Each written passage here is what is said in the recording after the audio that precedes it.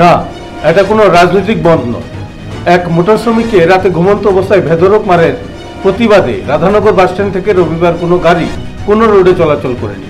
বিবরণে প্রকাশ, রাজীব চক্রবর্তী নামে এক গাড়ির চালককে রাতে ঘুমন্ত অবস্থায় মদমত্ত অবস্থায় স্ট্যান্ডের পার্কিং অপারেটর অসীম দাস বেধড়ক পেটায়। অসীম দাস নিজেকে শাসক দলের নেতা পরিচয়ে স্ট্যান্ডে দীর্ঘদিন ধরে অরাজকতা চালিয়ে আসছিল।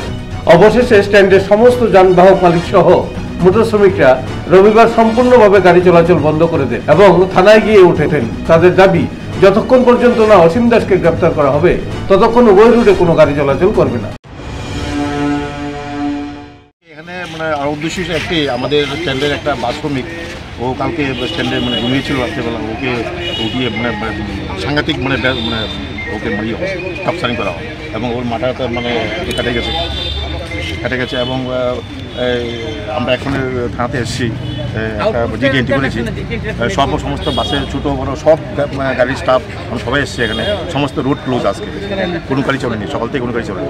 গ্রেপ্তার হওয়া পর্যন্ত চলবে একদম যতক্ষণ না আসামি গ্রেপ্তার হবে ততক্ষণ আমরা গাড়ি গাড়ি চলবে না, শ্রমিকই চালাবে না। ওরা পুরো ডিসিশন নিয়ে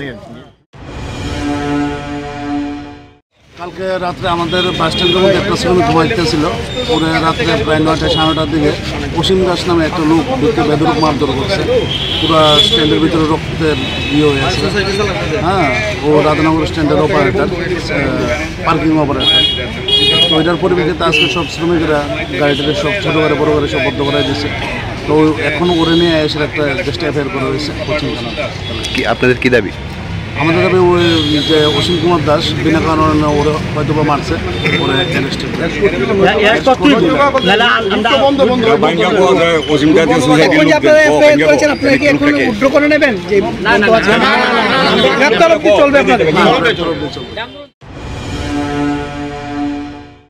রিপোর্ট, খাস খবর।